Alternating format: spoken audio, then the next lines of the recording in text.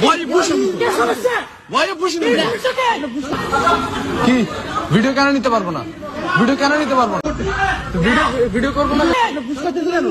এই why you pushing? আমরা আর সেই আগের মতো নাই যে আমাদের পরে একটা কিছু করবো আর আমরা চুপ করে বসে থাকবো। আমরা টের পেয়ে গেছি যে আমাদের টাকায় দেশ চলে, আমরা প্রবাসী, আমাদের রেমিটেন্সে দেশ চলে। আসসালামু আলাইকুম প্রিয় দর্শক শ্রোতা, এয়ারপোর্টে এগুলো কি হচ্ছে? প্রবাসীদের গায়ে হাত তুলছে এয়ারপোর্টের প্রশাসন। এবার গায়ে হাত তোলায় খেপে গেলেন প্রবাসী। আশা করি সম্পূর্ণ ভিডিও জুড়েই থাকবেন। চলুন ভিডিওতে বিস্তারিত দেখে আসি। Why are you pushing me? Why are you pushing me? কি ভিডিও কেন নিতে পারবো না? ভিডিও কেন নিতে পারবো না? ভিডিও করবো না কেন? ভিডিও করবো না কেন? ভিডিও করবো না কেন? দেখেন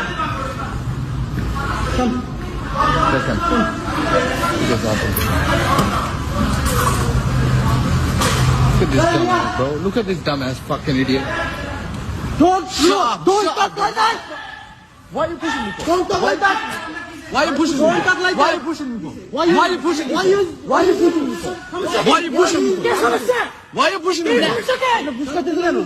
Hey, why are you pushing me for? Why are you pushing me for? Why are you pushing me for? Why are you pushing me for? Why are you pushing me for? Chill out. Why are you pushing the phone? Why are you pushing me for? Why are you pushing me? Why are you pushing me? Why are you pushing me? Bro, I know my rights. Hey, chill out. I'm not gonna take videos. I'm not taxing. Wait. How many tax you pay? How many tax you pay? How many tax you pay, idiot?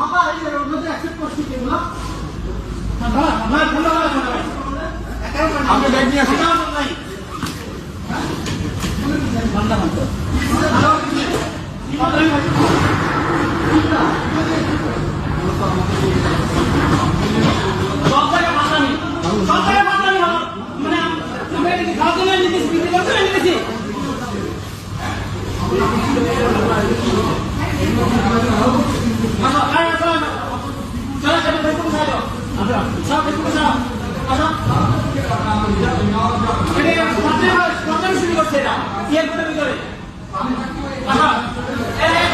Kahan hai? Hey, Mahi, aay. Fucking idiot. কি video কেন নিতে পারবো না? Video কেন নিতে পারবো না? Video নাও, এই ভিডিও নাও আমাদের, আমার রাইট নাই। ভিডিও নাও রাইট না আমাদের। ভিডিও নাও না রাইট আছে। তাহলে আমরা ফোকাস নাই। আপনি বলেন আমার কাছে দিয়ে এখানে নিয়ে আসছে কেন? কারণ কি বলেন? আমাকে আচ্ছা আপনি এটা বলেন, আমাকে এখানে রাস্তা দিয়ে আনার কারণ এটা বলেন এবার। কেন ভিডিও কেন করবো না? ভিডিও কেন করবো না? না ঠিক আছে, ভিডিও কেন করবো না?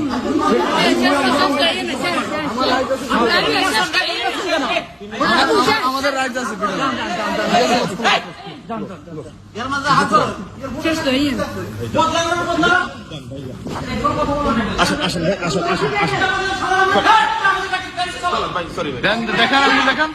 দেখেন আঙ্গুল দেখেন, সমস্যা আপনি বলেন, দেখেন আপনারা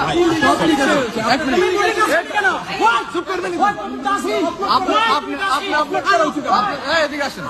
আপনি কই যান এখন? আমরা আর সেই আগের মতো নাই যে আমাদের পরে একটা কিছু করবো আর আমরা চুপ করে বসে থাকবো। আমরা টের পেয়ে গেছি যে আমাদের টাকায় দেশ চলে, আমরা প্রবাসী, আমাদের রেমিটেন্সে দেশ চলে। আমরা রেমিটেন্স পাঠানো বন্ধ করে দিব। দেখেন আজকে আমি এই ভিডিওটা বানাইছি হচ্ছে আমাদের একটা প্রবাসী ভাইকে খুবই মারধর করা হয়েছে। এটা খুবই মানে প্রবাসী আমরা যারা, আমাদের সবার 2 কোটি প্রবাসীর খুবই দুঃখজনক আমাদের কাছে।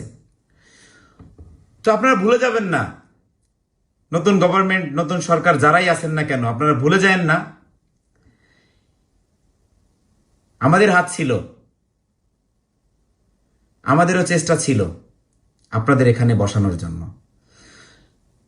তো আমরা যদি খাল কেটে কুমির আনি সেটা আমাদেরই দোষ। তবে একটা জিনিস আপনারা ভুলে যাবেন না, আপনারা যারা এই ধরনের কাজকাম করতেছেন, আমরা কোনো অনুরোধ করতে আসি নাই এখানে। প্রবাসীর পক্ষ থেকে আমি আরাফ খান আপনাদের বলি, এটা হুমকি হিসেবে নিতে পারেন।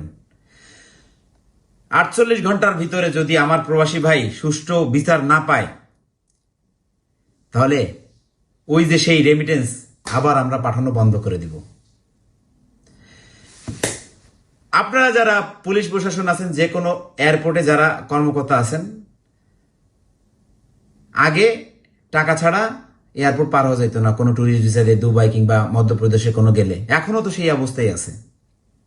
আগে নাকি 30,000 টাকা লাগতো, এখন নাকি 50,000 টাকা লাগে। হ্যাঁ, তাহলে খাল কেটে কুমির আনছি না?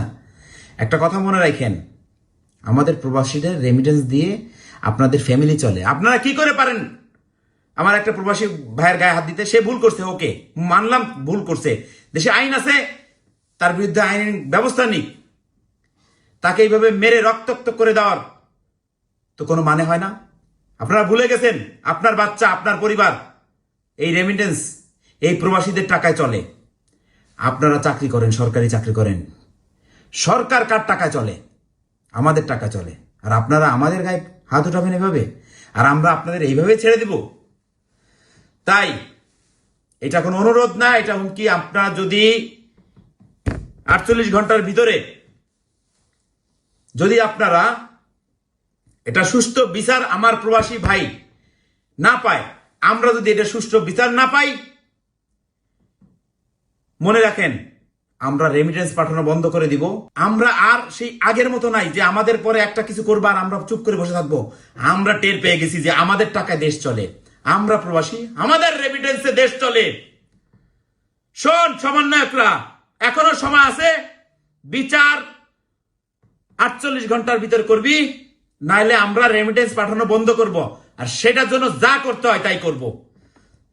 যাদের কাছে যতগুলো আমাদের ভাইরা আছে প্রবাসী, সবার কাছে হাত জোর করে বলবো, আমরা 48 ঘন্টা অপেক্ষা করবো। 48 ঘন্টার ভিতরে সুষ্ঠু বিচার, যে বিচারে আমরা প্রবাসীরা তাতে খুশি হই, এবং আমরা যাব এয়ারপোর্ট থেকে আমাদের সেলুট দিয়ে, যারা আমরা রেমিটেন্স যোদ্ধা তাদের সেলুট দিয়ে, প্রবাস থেকে যখন যারা যাবে সম্মান দিয়ে তোরা পার করবি।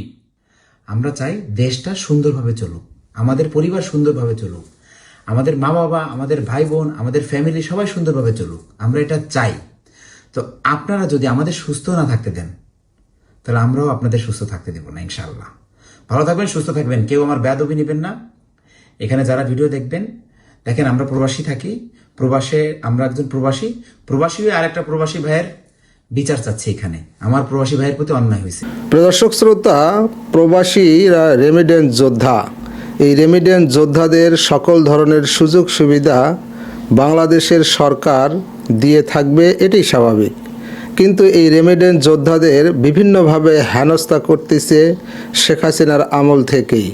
অন্তর্বর্তীকালীন সরকারের এই দায়িত্বে আছেন আসিফ নজরুল। আসিফ নজরুল সুষ্ঠু ব্যবস্থা কেন নিচ্ছেন না?